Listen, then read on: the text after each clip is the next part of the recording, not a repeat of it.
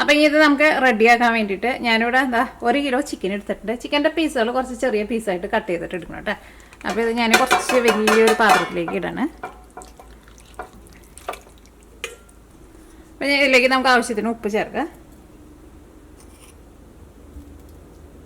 1/2 teaspoon മഞ്ഞൾപ്പൊടി, table spoon അല്ല കേട്ടോ, ടീസ്പൂൺ.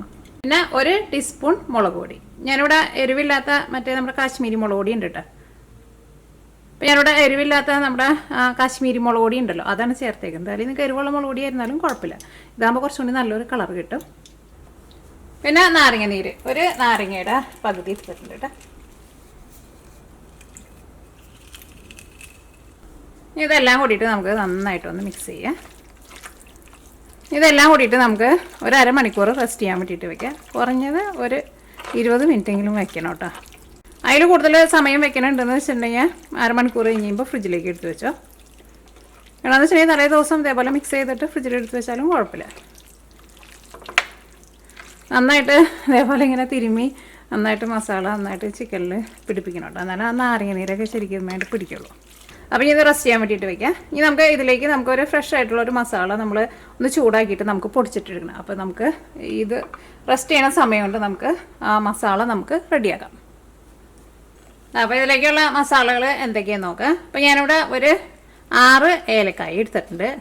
1 ടീസ്പൂൺ ചെറിയ ജീരകം ഉണ്ടല്ലോ, ചെറിയ ജീരകം എടുത്തിട്ടുണ്ട്. കുമിൻ സീഡ്സ് അത് 1 ടീസ്പൂൺ. 2 ടേബിൾ സ്പൂൺ മല്ലി, മുഴുവനായിട്ടുള്ള മല്ലിയാണ് എടുത്തേക്കുന്നത്. ഇങ്ങനെ മുഴുവനായിട്ടുള്ള മല്ലി തന്നെ ചേർക്കണം കേട്ടോ. അപ്പോഴായിരിക്കും നമ്മുടെ മസാലയ്ക്ക് നല്ലൊരു സ്മെല്ലൊക്കെ ഉണ്ടാവുക. പിന്നെ ഇതേപോലത്തെ ഇത്രയ്ക്ക് കറുകപ്പട്ടി എടുത്തിട്ടുണ്ട്. ഇതൊരു വലിയ കഷ്ണം, പിന്നെ ഒരു ചെറിയ കഷ്ണം. പിന്നെ ഒരു തക്കോലത്തിൻ്റെ പകുതി എടുത്തിട്ടുണ്ട്, കാരണം കുറച്ച് ചേർത്താൽ മതി. പിന്നെ എടുത്തേക്കുന്നത് കറിയാമ്പൂവാണ്. അത് ഞാനിവിടെ ഒരു 10 എടുത്തിട്ടുണ്ട്.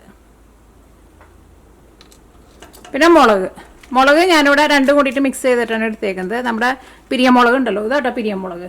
ഇതിന് ഒട്ടും എരിവുണ്ടാവില്ല. ഇതും ഞാൻ എടുത്തിട്ടുണ്ട്.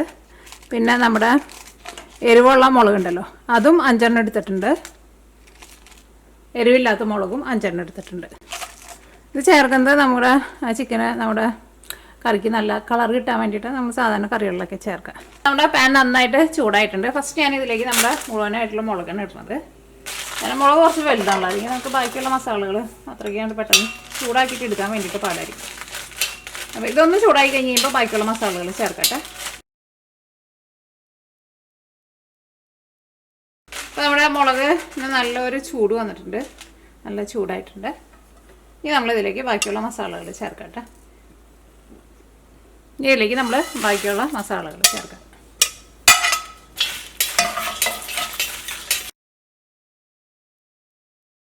ചൂടായിട്ട് വരാൻ വേണ്ടിയിട്ട് ഒരു 3 മിനിറ്റ് അങ്ങനെ എടുക്കും കേട്ടോ.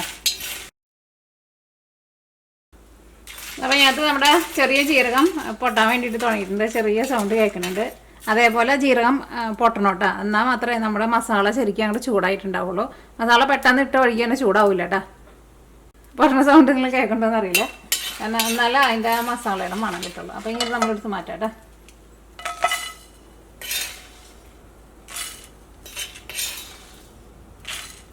അത് പറഞ്ഞ് കരിഞ്ഞു പോകരുത് കേട്ടോ.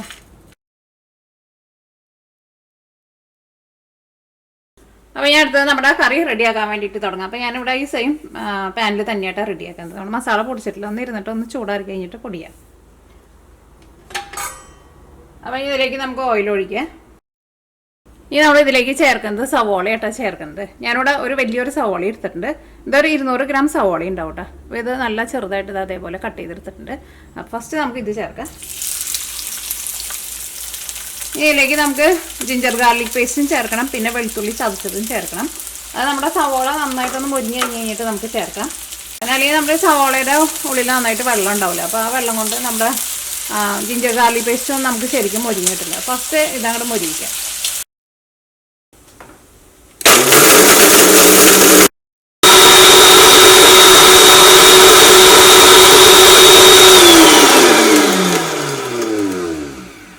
ഇതെൻ്റെ പുതിയ മിക്സി കേട്ടോ.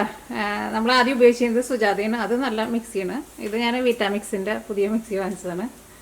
നന്നായിട്ട് പെട്ടെന്ന് പൊടിഞ്ഞൊക്കെ കിട്ടും. എപ്പോഴാണ് നിങ്ങൾ മിക്സിയിൽ നിന്ന് എന്തെങ്കിലും സാധനങ്ങൾ പൊടിച്ചത് എടുക്കുമ്പോൾ ഒന്ന് ടാപ്പ് ചെയ്തിട്ട് എടുക്കണം കേട്ടോ. അപ്പോൾ ഈ മുകളിലും സൈഡിലൊക്കെ പിടിച്ചിരിക്കുന്നുണ്ടെന്ന് വെച്ചിട്ടുണ്ടെങ്കിൽ അത് പോകും.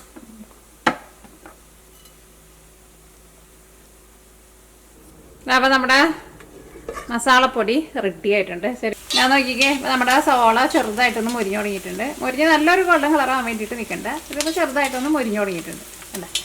ഇനി ഇതിലേക്ക് നമ്മൾ ജിഞ്ചർ ഗാർലിക് പേസ്റ്റ് ചേർക്കുകയാണ്. അപ്പോൾ ഞാനിവിടെ 1.5 ടേബിൾ സ്പൂൺ ജിഞ്ചർ ഗാർലിക് പേസ്റ്റാണ് ചേർക്കുന്നത്.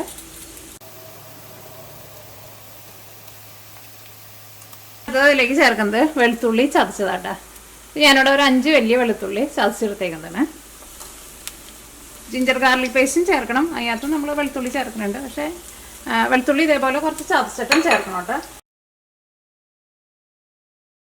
അപ്പോൾ നമ്മുടെ ജിഞ്ചർ ഗാർലിക് പേസ്റ്റും ഇതിനകത്ത് കിടന്നിട്ട് മുരിഞ്ഞിട്ടുണ്ട്. അതിൻ്റെ ആ പച്ച സ്മെല്ലൊക്കെ പോയിട്ടുണ്ട്.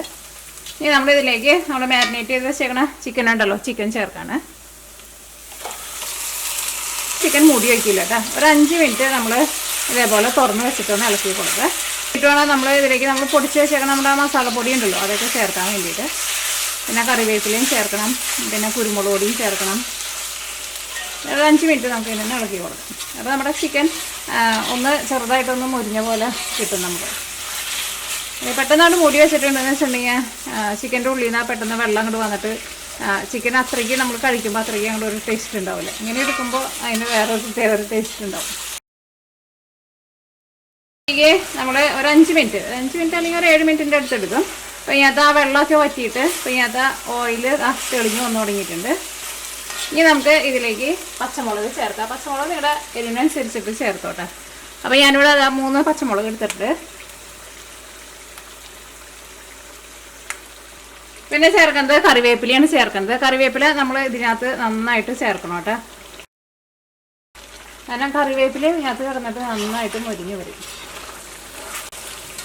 ഇനി തീ നന്നായിട്ട് കൂട്ടി വയ്ക്കുക. കാരണം ഇപ്പോൾ ചിക്കൻ നല്ല സോഫ്റ്റായിട്ട് വന്നിട്ടുണ്ട്. കാരണം നമ്മൾ ആദ്യം ഇളക്കിയപ്പോൾ തീ ഒരുപാട് അങ്ങനെ കൂട്ടി വയ്ക്കരുത്. ഇനി നമ്മൾ ആ പൊടിച്ച് വെച്ചേക്കണം നമ്മുടെ മസാല ഉണ്ടല്ലോ, ആ മസാലയിൽ നിന്ന് നമുക്ക് പകുതി മസാല നമുക്ക് ഇപ്പോൾ ചേർക്കാം, പകുതി കുറച്ച് കഴിഞ്ഞിട്ട് ചേർക്കട്ടെ.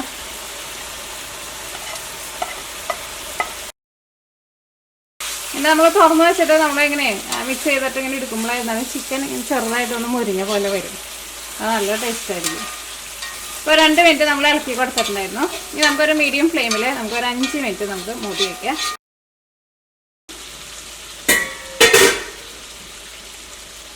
അപ്പോൾ നമ്മുടെ ചിക്കനൊക്കെ വെന്തിട്ടുണ്ട് കേട്ടോ. ഇനി നമ്മൾ മൂടി വയ്ക്കണില്ല. ഇനി നമുക്ക് തുറന്ന് വെച്ചിട്ട് നമുക്കൊരു 10 മിനിറ്റ് ഒന്ന് ഇളക്കി കൊടുക്കാം. അപ്പോൾ ഈ ചിക്കൻ ഒന്ന് നന്നായിട്ടൊന്ന് മുരിഞ്ഞ് വരും. അപ്പോൾ ഇതിലേക്ക് നമ്മുടെ ബാക്കിയുള്ള മസാലയും കൂടിയിട്ട് നമുക്ക് ചേർക്കാം. ഇതിൻ്റെ കളറ് തന്നെ നോക്കിക്കേ, നല്ല ഭംഗിയുള്ള കളറാണ്. കാണുമ്പോൾ തന്നെ നമുക്ക് കഴിക്കാൻ വേണ്ടിയിട്ട് തോന്നും. നിങ്ങൾ ടേസ്റ്റ് നോക്കിയിട്ട് ഇതിലേക്ക് ഉപ്പ് വേണമെന്ന് വെച്ചിട്ടുണ്ടെങ്കിൽ ഉപ്പ് ചേർക്കാം.